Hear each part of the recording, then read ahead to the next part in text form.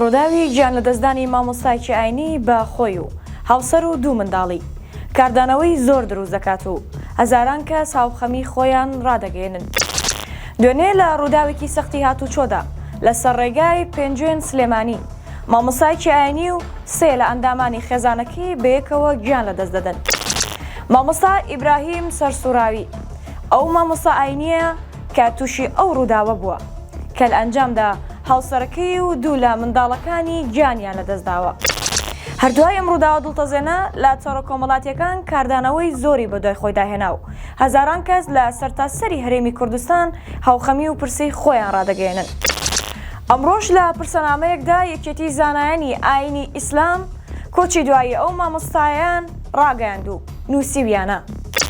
دوای ڕازیبوون بە قەدەری خوای گەورە هەواڵی کۆچی دوایی مامۆستای ئاینی و کۆمەڵاتی مامۆستا مەلا ئیبراهیم عومەر سەرسوراویمان پێگەیشت کە بەداخەوە بەهۆی ئەو ڕووداوەوە خۆی و خێزان و دوو لە منداڵەکانی گیانیان لەدەستدا.